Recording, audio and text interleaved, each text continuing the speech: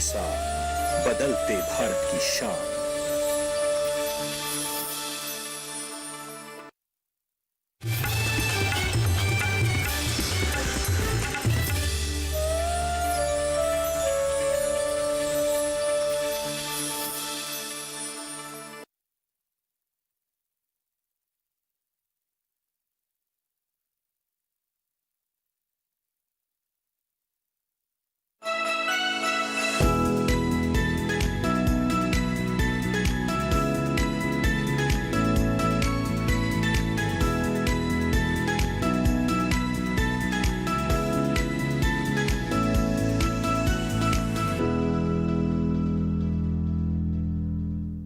नमस्कार, आप देख रहे हैं दूरदर्शन किसान कार्यक्रम कृषि दर्शन में आप सभी का स्वागत है। मैं हूं ज्योत्सना टंडन। कृषि दर्शन एक ऐसा कार्यक्रम है जिसमें हम आपको कृषि जगत से जुड़ी तमाम जानकारियां देते हैं अपने 3 सेगमेंट्स के जरिए, जो कि है विज्ञान और किसान, कृषि स्टार्टअप और फार्मिंग इंडिया। इन तीनों ही सेगमेंट्स में होती हैं कुछ ऐसी खास जानकारियां जो कि आपके लिए लाभकारी साबित हो सकती हैं। तो आइए अपने आज के कृषि दर्शन कार्यक्रम की शुरुआत करते हैं। आइए कार्यक्रम की शुरुआत करते हैं हमारे पहले सेगमेंट विज्ञान और किसान से। किसान भाइयों बहनों, जैसे कि हम सभी जानते हैं कि गेहूं हमारे देश की प्रमुख फसलों में से एक है और भारत देश विश्व में दूसरे स्थान पर आता है गेहूं के उत्पादन और उपभोक्ता में। लेकिन गेहूं में लगने वाला रतुआ रोग आपकी फसल को नष्ट कर देता है। उसके लिए भी कृषि वैज्ञानिकों ने कुछ ऐसे उपाय सुझाए हैं जिससे कि गेहूं की फसल को रतुआ मुक्त किया जा सकता है। आइए दिखाते हैं इस पर आपको एक खास रिपोर्ट।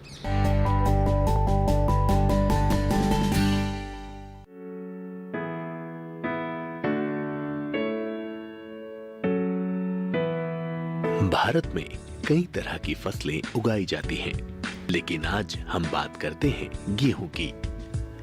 गेहूं एक ऐसी फसल है जो लगभग पूरे विश्व में उगाई जाती है। ये कई तरह की जलवायु में उगाई जा सकती है।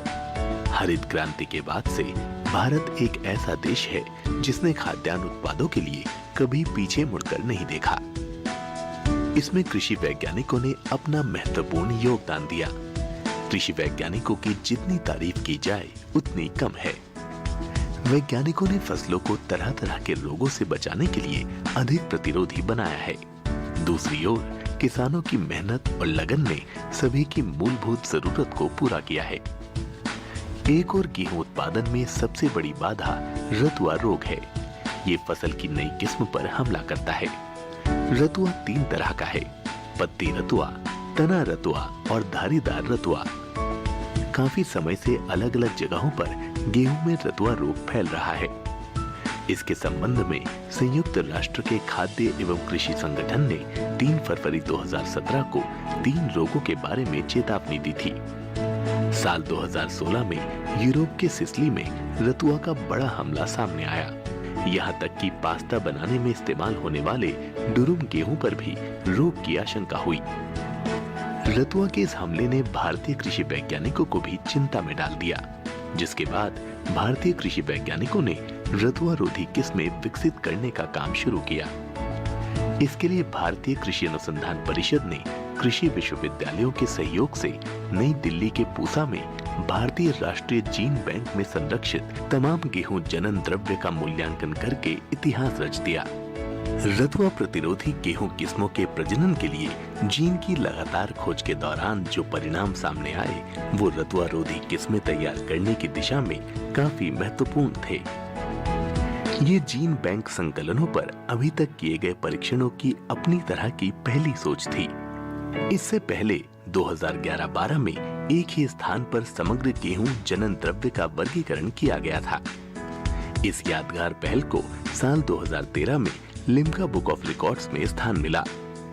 जनन द्रव्य मूल्यांकन पर किए गए अध्ययन के अनुसार सभी प्रकार के रतुआ और स्पॉट ब्लॉच रोगों की प्रतिरोधिता के लिए नए गेहूं जनन द्रव्य संसाधनों की खोज की गई। देश के भीतर और बाहर से गेहूं की 3 प्रजातियों ट्रिटिकम एस्टिवम, ट्रिटिकम डुरुम और ट्रिटिकम डाइकोकम को शामिल किया गया। 2011 से 14 के बीच कुल 19,460 गेहूं प्राप्तियों की जांच की गई। ये जांच गेहूं रतुआ के लिए तमिलनाडु, धारीदार रतुआ के लिए पंजाब और स्पॉट ब्लॉच के लिए बिहार में की गई। इससे बहु रतुआ 498 प्राप्तियां और स्पॉट ब्लॉच 868 प्राप्तियां की क्षमताशील प्रतिरोधी प्राप्तियों को छांटने में मदद मिली। आणविक प्रजनन तकनीकों के माध्यम से ज्यादा पैदावार वाली गेहूं की किस्मों की बहुरोग प्रतिरोधिता पर काम किया जा सकता है। इससे न सिर्फ किसानों को नुकसान से बचाया जा सकता है, बल्कि राष्ट्रीय और विश्व स्तर पर खाद्य सुरक्षा को सुनिश्चित करने में मदद मिलेगी। करनाल के भारतीय गेहूं एवं जौ अनुसंधान संस्थान और शिमला के अनुसंधान केंद्र गेहूं रतुआ के सभी पहलुओं पर काम कर रहे हैं। पिछले कई दशकों तक रतुआ की निगरानी, समय से पूर्वानुमान और निवारक रणनीतियों को अपनाए जाने के कारण भारत को गेहूं रतुआ के किसी भी प्रकार के प्रकोप से मुक्त रखा जा सका है। भारत में गेहूं रतुआ के कारण होने वाले मात्र 5% का नुकसान होता है, जिससे उपज में 35 लाख टन की कमी हो सकती है, जिसकी कीमत लगभग 3,500 करोड़ रुपए है। रतुआ के खिलाफ मजबूत कार्यक्रम के चलते देश की खाद्य सुरक्षा को भरपूर लाभ मिला। गेहूं की फसल पर कोई भी खतरा विश्व की खाद्य सुरक्षा को प्रभावित कर सकता है। किसान रतुआ रोधी प्रजाति के गेहूं की बुआई करें। कृषि वैज्ञानिकों की मदद से ही भारत में रतुआ प्रभावित किस्मों की बुआई कम होने लगी है। तो अभी आपने देखी है विशेष रिपोर्ट और जाना कि किस तरह से आप गेहूं की फसल को रतुआ रोग से मुक्त कर सकते हैं। आइए बढ़ते हैं आगे, एक नजर डाल लेते हैं इस माह के कृषि कैलेंडर पर और जानते हैं कि वर्तमान समय में आपने कौन कौन से कृषि कार्य अपने खेतों में करने हैं। गाजर की बुवाई नवंबर माह में भी की जा सकती है। बुवाई मेड़ों पर करना अच्छा रहता है। गाजर की उन्नत किस्में हैं पूसा रुधिरा और पूसा केसर। गाजर की बीज दर 4.0 किलोग्राम प्रति एकड़ है। बुआई से पूर्व बीज को कैप्टान 2 ग्राम प्रति किलोग्राम बीज की दर से उपचारित करें तथा खेत में देसी खाद, पोटाश और फास्फोरस उर्वरक अवश्य डालें। गाजर की बुआई मशीन द्वारा करने से बीज 1.0 किलोग्राम प्रति एकड़ की आवश्यकता होती है, जिससे बीज की बचत तथा उत्पाद की गुणवत्ता भी अच्छी रहती है। कार्यक्रम कृषि दर्शन में वक्त हो चला है एक छोटे से ब्रेक का। जल्द लौटेंगे वापस अन्य जानकारियों के साथ। देखते रहिए दूरदर्शन के साथ।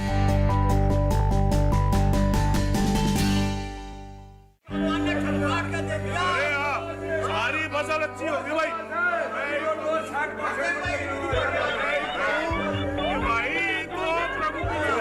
और अब एक जरूरी सूचना, देश के कुछ राज्यों में किसानों द्वारा बड़े पैमाने पर पराली जलाने से आसमान में धुंध छा गई है।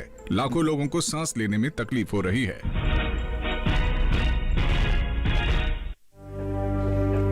हर साल हम अपने ही घर फूकते हैं और तमाशे बनते हैं।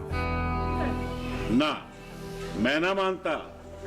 ये काम तो बरसों से होता आ रहा है, अब ऐसा क्या नया आ गया? ये देख लो हमारे रतन काका, पिछले साल की पराली जलाने से जो इनकी खांसी उठी थी, ये अब तक चल रही है। और तो और हमारे सोना उगलने वाली धरती भी बंजर पड़ रही है। बेटा, तुम्हारी बात मान भी ले, पर एक बात बताओ कि पराली को ठिकाने लगाने में भी तो लागत आती है, और ये आग जलाने से ये काम आसानी से हो जाता है। काका ये बात ना रही, हम कह रहे हैं। देखो, मेरे पास कुछ मशीनों की तस्वीरें भी हैं, मैं तुम्हें दिखाता हूं। ये देखो, ये है हैप्पी सीडर, ये है मल्चर, ये है जीरो टिल ड्रिल, ये है स्ट्रॉ चॉपर, ये है रिवर्सिबल मोल्ड बोर्ड प्लॉ और ये है रोटावेटर। ये सारी मशीनें अब 50% अनुदान पे मिल रही है, और तो और कस्टम हायरिंग केंद्र लगाने पर सरकार से 80% का अनुदान भी मिलेगा।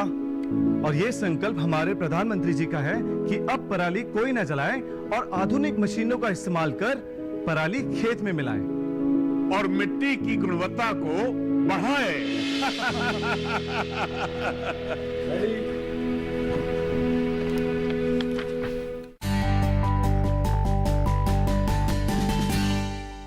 ब्रेक के बाद एक बार फिर आप सभी का स्वागत है कार्यक्रम कृषि दर्शन में। आइए कार्यक्रम में बढ़ते हैं आगे और अब देखते हैं हमारा अगला सेगमेंट कृषि स्टार्टअप। किसान भाइयों बहनों, अपने आज के कृषि स्टार्टअप सेगमेंट में आपकी मुलाकात करवाएंगे पद्मश्री पुरस्कार से सम्मानित एक ऐसे सफल किसान से जिन्होंने खेती किसानी के क्षेत्र में दिन दुगनी रात चौगनी मेहनत करके आज ये मुकाम हासिल किया और दूसरे किसानों के लिए मिसाल बने।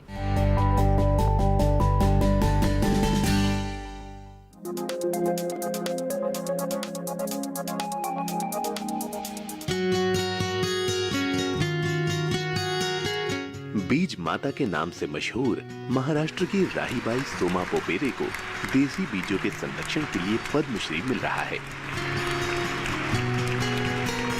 जिला कुंभालने के अंबेडकर नगर की रहने वाली राहीबाई ने अपने कच्चे घर में बीज बैंक बना रखा है। उनके पास दाल, मोटे अनाज और तिलहन के पुराने देसी बीजों के भंडार हैं। वो संस्थाओं की मदद से इसे किसानों को देती हैं। कुंभालने जिले की गिनती महाराष्ट्र के अति पिछड़े जिलों में होती है। राहीबाई यहाँ के किसानों को बिना किसी रसायन के प्रयोग की खेती सिखाती हैं और उन्हें पुराने बीजों से होने वाले फायदों के बारे में बताती हैं। उनका मानना है कि देसी बीजों से ही किसानों का भला हो सकता है, क्योंकि इसके लिए बस हवा और पानी की जरूरत होती है। वो अभी 35,000 किसानों के साथ काम करती हैं और इनके सहेजे गए बीजों में 32 फसलों की खेती हो रही है। समाचार एजेंसी पीटीआई से बातचीत में उन्होंने बताया कि 20 साल पहले जब उन्होंने पुराने बीजों को सहेजना शुरू किया था, तब उनके घरवाले उनके ऊपर हंस रहे थे, लेकिन उन्होंने घर में मना कर दिया था कि बाजारों में मिलने वाले हाइब्रिड बीज से वो खेती नहीं करेंगे और न ही उस फसल को खाएंगे। वो आगे कहती हैं कि 12 साल की उम्र में उनकी शादी हो गई थी। वो कभी स्कूल नहीं गई, लेकिन खेती के नए तरीके सीखना चाहती थी। शुरू में सब्जियों की खेती पुराने बीजों से शुरू की। तब लोग कहते थे कि इससे कुछ पैदा नहीं होगा। पिछले साल बीबीसी ने राहीबाई को दुनिया भर में प्रेरणादायक और प्रभावशाली 100 महिलाओं की सूची में स्थान दिया था। राहीबाई पीटीआई से कहती हैं कि विश्वास करिए, हम जो इतना बीमार हो रहे हैं उसके लिए हमारा जहर युक्त खाना ही जिम्मेदार है। हम इतना उगा सकते हैं जिससे हमारा काम चल जाएगा। इसीलिए हमें खेती की पुरानी पद्धति और देसी बीजों की ओर लौटना होगा। उनके यहाँ जो लोग ट्रेनिंग के लिए आते हैं, उन्हें भी वो यही सिखाती हैं।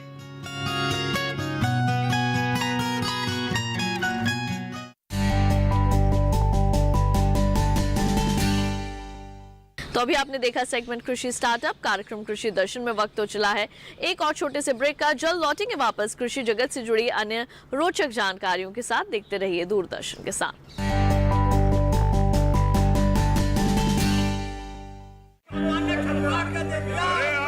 सारी फसल अच्छी होगी भाई।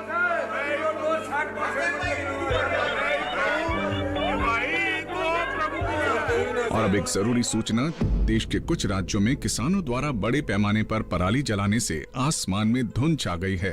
लाखों लोगों को सांस लेने में तकलीफ हो रही है।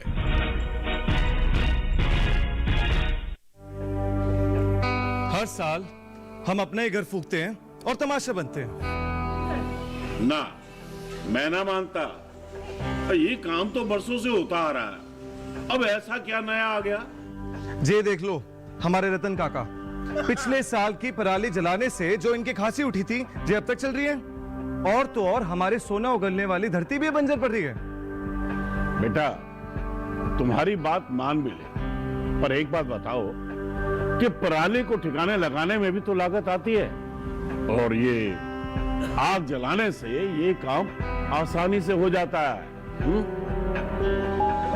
काका जे बात ना रही, हम कह रहे हैं। देखो, मेरे पास कुछ मशीनों की तस्वीरें भी हैं, मैं तुम्हें दिखाता हूं। जे देखो, जे है हैप्पी सीडर, जे है मल्चर, जे है जीरो टिल ड्रिल, जे है स्ट्रॉ चॉपर, जे है रिवर्सिबल मोल्ड बोर्ड प्लॉ और जे है रोटावेटर। ये सारी मशीनें अब 50% अनुदान पे मिल रही है, और तो और कस्टम हायरिंग केंद्र लगाने पर सरकार से 80% का अनुदान भी मिलेगा। और ये संकल्प हमारे प्रधानमंत्री जी का है कि अब पराली कोई न जलाए और आधुनिक मशीनों का इस्तेमाल कर पराली खेत में मिलाए और मिट्टी की गुणवत्ता को बढ़ाए।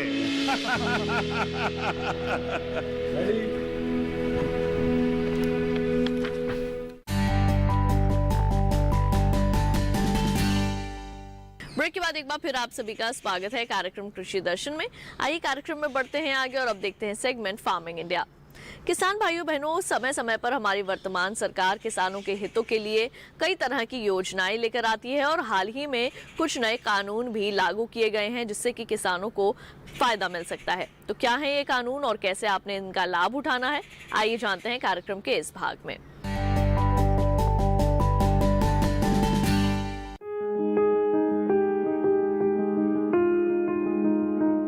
कृषि में कई अहम सुधार करने के लिए सरकार ने उपज बिक्री की व्यवस्था में कई जरूरी बदलाव किए हैं। इस दिशा में सरकार ने कृषक सशक्तिकरण व संरक्षण, कीमत आश्वासन और कृषि सेवा पर करार अधिनियम 2020 लागू किया है। इस अधिनियम के लागू हो जाने से अब किसान उपज से खाद्य उत्पाद बनाने वाले प्रोसेसर्स, व्यवसायिक कंपनियां, थोक और फुटकर विक्रेताओं और निर्यातकों के साथ कृषि उपज की बिक्री के लिए सीधे करार या व्यवसायिक समझौता कर सकेंगे। करार हो जाने के बाद फसल की अच्छी पैदावार के लिए जरूरी साधन या इनपुट्स उपलब्ध कराने की पूरी जिम्मेदारी खरीदार की होगी। अधिनियम के लागू हो जाने से अब पैदावार के दौरान फसल पर किसान का मालिकाना हक बना रहेगा। वहीं किसानों को उपज की बिक्री पर होने वाला खर्च भी नहीं देना पड़ेगा, यानी किसानों के मुनाफे में पहले के मुकाबले खासी बढ़त होगी। फसल का बीमा तो कराया ही जाएगा, साथ ही जरूरत होने पर किसान वित्तीय संस्थानों से कर्ज भी ले सकेंगे। इतना ही नहीं, किसानों को मौसम के जोखिम और बाजार के उतार चढ़ाव से भी सुरक्षा मिलेगी। ये अधिनियम अनुबंधित किसानों को नियमित और समय पर भुगतान की सुविधा भी देता है। जाहिर है कि कृषि में हुए इन सुधारों से किसान काफी फायदे में रहेंगे। इसमें से एक कानून है कृषि उपज व्यापार तथा वाणिज्य संवर्धन एवं सुविधा अधिनियम 2020। इस कानून के बनने से एक ऐसी कानूनी व्यवस्था लागू होगी जिसमें किसान को अपनी उपज, जो उसका उत्पाद है, उसको बेचने की स्वतंत्रता मिलेगी। वो उत्पाद वो किसे बेचे, कब बेचे, कितने दाम पे बेचे, ये इसको निर्धारण करने की किसान को उसको चॉइस मिलेगी और इससे वह अपने उत्पाद का राज्य के अंदर या अंतर्राज्यीय व्यापार कर सकेगा और उसको इसके लिए ना तो कोई फीस लगेगी, ना कोई कमीशन देनी होगी। और इसमें एक ट्रेड एरिया का परिकल्पना की गई है और ये ट्रेड एरिया वो क्षेत्र है जहाँ पर जो APMC कानून से द्वारा स्थापित मार्केट है, उसके बाहर का जो क्षेत्र है उसको ट्रेड क्षेत्र की परिभाषा में लाया गया है। और इस क्षेत्र में अगर किसान किसी भी निर्यातक, किसी भी रिटेलर, डिस्ट्रीब्यूटर, होलसेलर के साथ अपनी उपज को बेचना चाहता है तो उसको पूरी स्वतंत्रता रहेगी और उसका इसके लिए पूरा एक कानूनी ढांचा उसके पास उपलब्ध रहेगा। तो अभी आपने नए कृषि कानूनों के संबंध में जानकारी हासिल की। आइए कार्यक्रम कृषि दर्शन में बढ़ते हैं आगे और अब जानकारी हासिल करते हैं एग्रीकल्चरल इंफ्रास्ट्रक्चर फंड के बारे में।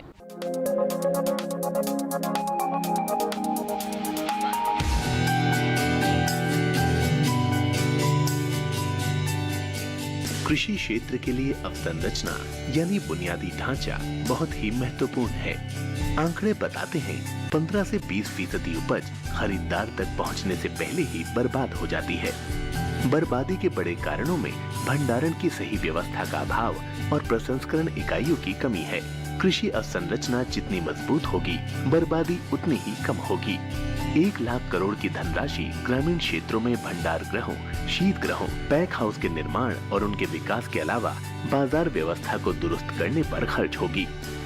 इसके साथ साथ प्रसंस्करण इकाइयां, निजी उद्यम, किसान उत्पादक संगठन और प्राथमिक कृषि ऋण समितियां, विपणन सहकारी समितियां भी इसका लाभ ले सकती हैं।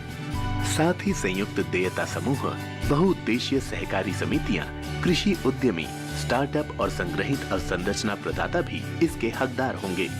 केंद्रीय एजेंसियां, राज्य एजेंसियां या स्थानीय निकायों की ओर से प्रायोजित सार्वजनिक निजी भागीदारी परियोजनाएं भी इस योजना का हिस्सा बन सकती हैं। कृषि अवसंरचना कोष असल में मध्यम या लंबी अवधि के ऋण की सुविधा प्रदान करता है। खास बात यह है कि सभी तरह के ऋणों में हर साल 2 करोड़ रुपए की सीमा तक ब्याज में 3% की छूट दी जाएगी। ये छूट अधिकतम 7 साल के लिए होगी। इसके अलावा 2 करोड़ रुपए तक के ऋण के लिए क्रेडिट गारंटी कवरेज भी उपलब्ध होगा। पुनर्भुगतान के लिए ऋण स्थगन कम से कम 6 महीने और ज्यादा से ज्यादा 2 साल के लिए हो सकता है। विशेषज्ञों का कहना है कि खेती और कृषि प्रसंस्करण आधारित गतिविधियों के लिए औपचारिक ऋण सुविधा ग्रामीण इलाकों में रोजगार के कई अवसर उत्पन्न करेगी। अब आइए कार्यक्रम कृषि दर्शन में बढ़ते हैं आगे और बात करते हैं पराली प्रबंधन की। किसान भाइयों बहनों, पंजाब, हरियाणा और पश्चिमी उत्तर प्रदेश से उठने वाला धुआं दिल्ली के लोगों के लिए जहरीला साबित हो रहा है। इस पराली को जलाने की बजाय आप इसका प्रबंधन भी कर सकते हैं, और वो किस तरह से आपने करना है आइए बताते हैं कार्यक्रम के इस भाग में। पराली अपने आप में बेहतरीन जैविक खाद है। इसमें पौधों के लिए जरूरी नाइट्रोजन काफी मात्रा में पाया जाता है, लेकिन हमारे देश में इसे जलाने का रिवाज है। खासतौर से पंजाब, हरियाणा, दिल्ली और पश्चिमी उत्तर प्रदेश के किसान इसे खेत में ही जला देते हैं। पराली जलाने से प्रदूषण तो होता ही है, मिट्टी में मौजूद सूक्ष्म तत्व भी जल जाते हैं। जाहिर है, इससे मिट्टी की उपजाऊ शक्ति पर बुरा असर पड़ता है। दरअसल धान की कटाई के बाद ज्यादातर किसानों को अपने खेतों में गेहूं बोना होता है, लेकिन धान की कटाई और गेहूं की बुआई के बीच इतना समय नहीं होता कि पराली को खेत में गलाया जा सके। ये कैप्सूल खेत में खड़ी पराली को चंद दिनों में ही गलाकर कंपोस्ट खाद बना देती है। कंपोस्ट कैप्सूल की कीमत सिर्फ 20 रुपए है। किसान इसे भारतीय कृषि अनुसंधान संस्थान आकर खुद खरीद सकते हैं या फिर कुरियर के माध्यम से घर बैठे मंगा सकते हैं। इसके इस्तेमाल का तरीका थोड़ा अलग है। इसे खेत में सीधे नहीं डालना है, बल्कि पानी, गुड़ और अन्य सामग्री के साथ पहले घोल बनाया जाता है और फिर उसे पराली पर छिड़का जाता है। किसानों को ये सोचना है कि पराली जब जलने का समय होता है या फसल कटाई का समय, उससे पहले ही वो कैप्सूल का प्रबंध करके रखें, क्योंकि कैप्सूल लेने के बाद उनको कुछ 8 से 12 दिन लगेगा, जिसमें वो कैप्सूल को उनको तरल में या लिक्विड में कन्वर्ट करना पड़ेगा। लिक्विड में कन्वर्ट करने का तरीका बहुत आसान है। उसके लिए उनको करना ये है कि 5 लीटर पानी लेना है और उसमें 150 ग्राम गुड़ घोलना है। गुड़ घोलने के बाद उसको, उस घोल को उबालना है, अच्छी तरह से उबालना है। उबालने के समय उस पानी में कुछ गंदगी आ सकती है गुड़ की वजह से, तो उस गंदगी को छान के बाहर कर देना है। उसके बाद उस घोल को ठंडा करना है। ठंडा करने के बाद वो जब पूरा ठंडा हो जाए और तब उसमें 50 ग्राम बेसन डालना है। बेसन डालने के साथ साथ उसमें 4 कैप्सूल को खोल के उसमें डाल देना है। इसके बाद उसको अच्छी तरह मिक्स कर लें और उसको जो घोल है उसको एक चौड़े मुंह वाले बर्तन में, ट्रे में या तसला वगैरह में उसको डाल के एक हल्के कपड़े से ढक के घर के अंदर रख दें, जहाँ थोड़ा गर्मी रहे और लोग उसको कोई भी डिस्टर्ब ना करे। इसके बाद कोई भी देखेगा कि उसमें 2 से 3 दिन के बाद उसमें एक ग्रोथ आनी शुरू होगी, मलाई जैसी ग्रोथ आनी शुरू होगी और वो धीरे धीरे बढ़ती जाएगी। तो जब उनकी ग्रोथ आ जाए 3 से 4 दिन के बाद उसको फिर वो मल्टीप्लाई भी कर सकते हैं। आपके पास जो घोल है बनावट 5 लीटर, उसी में से एक आधा लीटर उसमें डाल दें, मगर उसको भी अलग अलग 4 बर्तन में रखना चाहिए, ताकि चौड़े मुंह वाले बर्तन में रखने का उद्देश्य ये है कि जितना उसको ज़्यादा जगह मिलेगी उसमें उतनी ही अच्छी बढ़वार आएगी। तो जब अच्छी बढ़वार आ जाए, उसमें ग्रोथ आ जाए, तो फिर उसको एक हाथ में ग्लाउज या पॉलीथीन चढ़ा के उसको अच्छी तरह पानी में मिक्स कर लेंगे और उसको हम एक कंटेनर में या बड़े बर्तन में भर के रख लेंगे और इस तरह आपका घोल तैयार हो गया 25 लीटर, जो 1 हेक्टेयर के लिए काफ़ी है। कंपोस्ट कैप्सूल सिर्फ धान की पराली पर ही असरदार नहीं है, बल्कि ईख की पत्ती और इसी तरह के दूसरे फसल अवशेष को भी जैविक खाद बना देता है। यही वजह है कि पराली प्रबंधन के मामले में वैज्ञानिक इसे नील का पत्थर मानकर चल रहे हैं। उन्हें उम्मीद है आने वाले समय में कैप्सूल की मांग साल भर बनी रहेगी, जिसे पूरा करना मुश्किल होगा। ऐसे में निजी कंपनियों को भी कैप्सूल तकनीक मुहैया कराने की बात कही जा रही है, ताकि वे अपने स्तर पर इसे तैयार कर सकें। पराली प्रबंधन के लिए वैज्ञानिकों ने इससे पहले हैप्पी सीडर मशीन तैयार की, जिसके जरिए धान की कटाई के फौरन बाद खेत को जोते बिना ही गेहूं बोया जा सकता है। इसके बेहतर परिणाम सामने आए हैं और कई गांव अब पराली जलाने की समस्या से मुक्त हो गए हैं। कंपोस्ट कैप्सूल इस सिलसिले की अगली कड़ी है।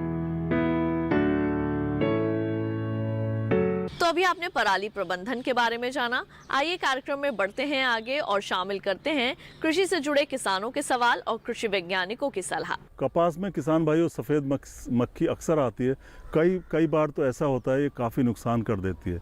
इसके बच्चे यानी शिशु और एडल्ट जो वयस्क होते हैं, दोनों पत्तों से रस चूसते हैं और जो टिंडे होते हैं या जो बॉल्स होती हैं उनसे भी ये रस चूसते हैं और कई बार काफ़ी भयंकर नुकसान हो जाता है। पूरी फसल सूख सकती है, काफ़ी नुकसान हो सकता है। इस कीट की आप लगातार निगरानी करते रहें। अगर इसकी समस्या आपके खेत में आ रही है तो 0.02% डाइमेथोएट 0.02% डाइमेथोएट नाम की दवाई का घोल बनाकर आप छिड़काव करें तो सफ़ेद मक्खी का नियंत्रण हो जाएगा। आशा करते हैं कि जो बताई गई जानकारी है उसका आप लाभ उठाएंगे और अपनी फसल में आने वाली समस्याओं का आप निदान कर सकेंगे, जिससे कि आपको अच्छी आमदनी मिले, अच्छी पैदावार मिले। किसान भाइयों बहनों, कृषि जगत से जुड़ी तमाम जानकारियां आप सभी को समय समय पर मिलती रहें, इसलिए एक मोबाइल ऐप भी लॉन्च किया गया है। तो किस तरह से आपने इस ऐप का इस्तेमाल करके कृषि से संबंधित जानकारी हासिल करनी है, आइए जानते हैं इस रिपोर्ट में।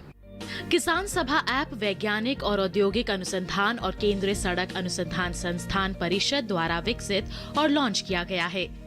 किसानों से लेकर मंडी डीलरों, ट्रांसपोर्टरों, मंडी बोर्ड के सदस्यों, सेवा प्रदाताओं के साथ साथ उपभोक्ताओं के लिए भी ये एक सुविधाजनक ऐप है। किसान सभा ऐप किसानों को आपूर्ति श्रृंखला और परिवहन प्रबंधन प्रणाली से जोड़ने का काम करती है। ये ऐप कृषि से संबंधित प्रत्येक इकाई के लिए एक संयुक्त स्टॉप के रूप में कार्य करता है। ये ऐप कोल्ड स्टोरेज स्पेस और वेयर हाउस से जुड़े लोगों के लिए भी उपयोगी होगा। किसान सभा ऐप लोगों को सीधे किसानों से खरीदने के लिए सक्षम करेगा। और अब जान लेते हैं कैसा रहा देश भर की मंडियों का हाल।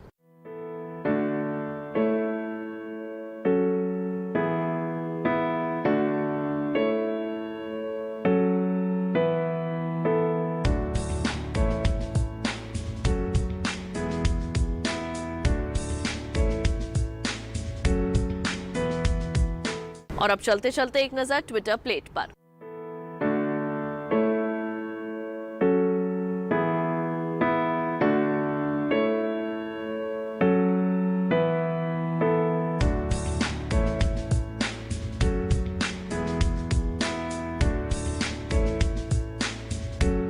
तो किसान भाइयों बहनों, हमारे आज के कृषि दर्शन कार्यक्रम में केवल इतना ही।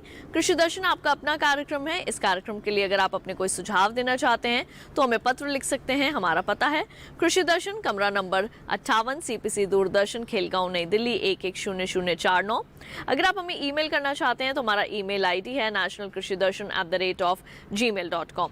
तो आज के लिए केवल इतना ही। मुझे दीजिए इजाजत। आप देखते रहिए दूरदर्शन किसान। नमस्कार।